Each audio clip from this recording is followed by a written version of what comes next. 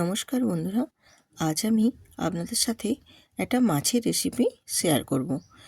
এই মাছের এত সুন্দর স্বাদ এবং এতটাই মাছটার স্বাদে গন্ধে অপূর্ব যে আপনারা বানালে বুঝতে পারবেন। আর মাছটার স্বাদটাও ভীষণ সুন্দর।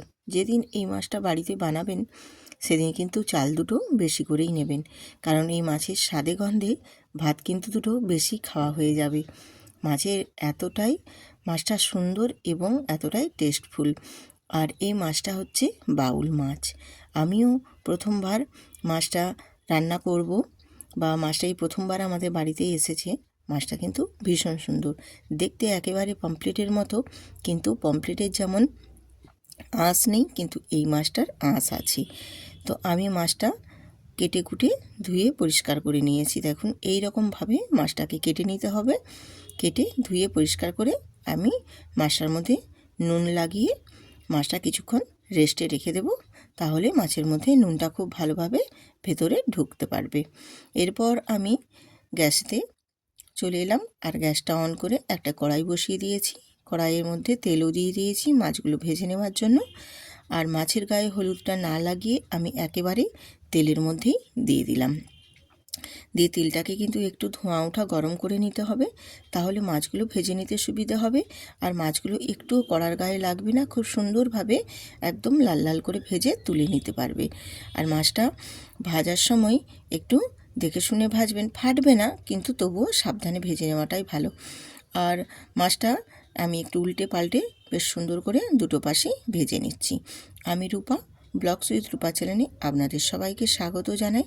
আজকে আমি বাউল মাছের রেসিপি আপনাদের সাথে শেয়ার করছি। মাছের টেস্টটা ভীষণ সুন্দর, এবং এই মাছটাকে আমি যেভাবে রান্না করছি আজকে, তার স্বাদ গন্ধে কিন্তু আরও অপূর্ব সুন্দর।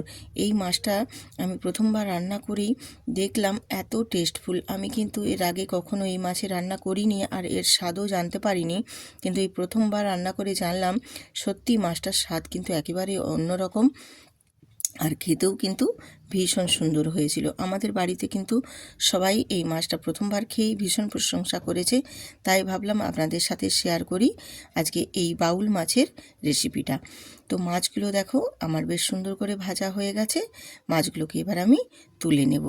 তুলে নেওয়ার পর আমি যেভাবে রান্নাটা করছি এইভাবেই আপনারাও করবেন।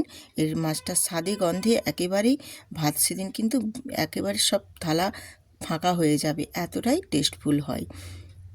মাছগুলো ভেজে তুলে নেওয়ার পর ওই তেলের মধ্যেই আমি দিয়ে দিলাম গোটা জিরে আর কালো জিরে, দুরকমই ফোড়ন দিয়েছি। আর এইটা যখন ভাজা হয়ে যাবে, এর একটা সুন্দর গন্ধ বেরোবে, সেই পর্যায়ে আমি এখানে দিয়ে দেব মিক্সিতে আমি মশলাটা সব পেস্ট বানিয়ে নিয়েছি।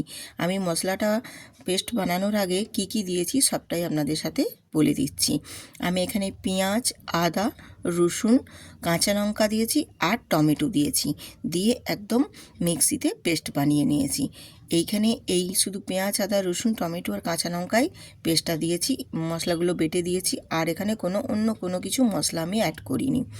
আর দিয়ে দিলাম মিক্সিটা ধুয়ে অল্প একটু জল, আর দিয়েছি পরিমাণ মতো নুন, স্বাদ মতো, আর হলুদের গুঁড়ো, কাশ্মীরি লঙ্কার গুঁড়ো, আর জিরে গুঁড়ো, ধনে গুঁড়ো, আর সব গুঁড়ো মশলাগুলো দিয়ে এবার মশলাটা খুব ভালো মতো কষিয়ে নেব।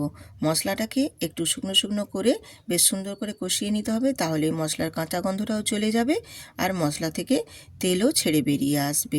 সেই পর্যায় পর্যন্ত মশলাটা সুন্দর করে একটু নেড়েচেড়ে কষিয়ে নেব। তো মশলাটা দেখো আমার কষা হয়ে গেছে। এবারে আমি এর মধ্যে দিয়ে দেবো পরিমাণ মতো জল। জলটা দিয়ে একটু নাড়াচাড়া করে বেশ ভালো মতো কিন্তু গ্রেভিটা ফুটিয়ে নিতে হবে। আর আজকের এই মাছের রেসিপিটা কেমন হয়েছে বন্ধুরা কমেন্ট করে কিন্তু জানাতে একদম ভুলবেন না। আর এই মাছ খুব বেশি সময় লাগে না, খুব ঝটপটি রেডি হয়ে যায়। আর যদি হাতে 5-10 মিনিট সময় থাকে, তার মধ্যেই কিন্তু একদম রেডি করে বানিয়ে নিতে পারবেন। মাছগুলো দেখো আমি এবার গ্রেভিটা ফুটে গেছে, ভেজে রাখা মাছগুলো গ্রেভির মধ্যে দিয়ে দিচ্ছি। গ্রেভির মধ্যে দিয়ে একটু উল্টে পাল্টে মাছগুলো এই গ্রেভির মধ্যে ডুবিয়ে দেব। ডুবিয়ে দিয়ে একটু ফুটিয়ে নেব। মাছগুলো একটু গ্রেভির মধ্যে ফুটে গেলে মাছগুলো একটু নরমও হয়ে যাবে, আর গ্রেভির স্বাদটাও বেশ সুন্দর আসবে। আবারও কিছুক্ষণ ফুটে যাওয়ার পর একটু খুন্তি দিয়ে নাড়াচাড়া করে মাছগুলোকে একটি উল্টে পাল্টে দেব, যাতে দুটো পাশে খুব ভালো মতো একদম গ্রেভির মধ্যে ফুটে যায় আর স্বাদটাও বেশ সুন্দরভাবে আসে। তো এরকমভাবে দেখো মাছগুলোকে আমি একটু উল্টে পাল্টে দিচ্ছি। আর এই মাছটার স্বাদটা কিন্তু ভীষণ সুন্দর, একবার বানাবে তারপর বুঝতে পারবে কতটাই টেস্টফুল। এরপর মাছগুলো যখন আমি ফুটিয়ে নিয়েছি, তারপর নামানোর আগে আমি দিয়ে দিয়েছি 1 চামচ ঘি আর গরম মশলা দিয়ে একটু আলতো হাতে এইভাবে নাড়াচাড়া করে নেব। নাড়াচাড়া করে তারপর গ্যাসটা অফ করে আমি নামিয়ে নেব। এটা বাউল মাছ, একেবারেই দেখতে পামফ্লেটের মতো, কিন্তু এর আঁশ আছে। পমফ্লেটের যেমন আঁশ নেই, কিন্তু এই মাছের আঁশ আছে।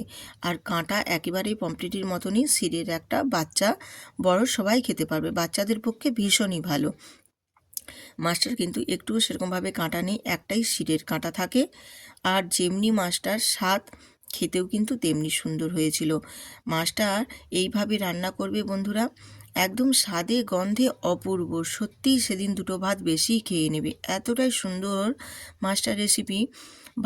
বানালেই বুঝতে পারবে। আমি বানিয়ে প্রথমে ট্রাই করেছি, তারপর আপনাদের সাথে শেয়ার করছি।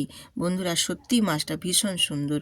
তো এই রকম নিত্য নতুন রেসিপি পেতে আমার চ্যানেলটি সাবস্ক্রাইব করে রাখবেন এবং ভিডিওটিতে একটি লাইক দিয়ে ভিডিওটা দেখবেন। আর যদি মনে হয় ভালো লেগেছে, তাহলে বন্ধুদের সাথে শেয়ার করে দেবেন, যেন আরও অন্যান্য বন্ধুরা দেখার সুযোগ পায়। এই রকম নিত্য নতুন রেসিপি পেতে আমার চ্যানেলটি সাবস্ক্রাইব করে রাখবেন।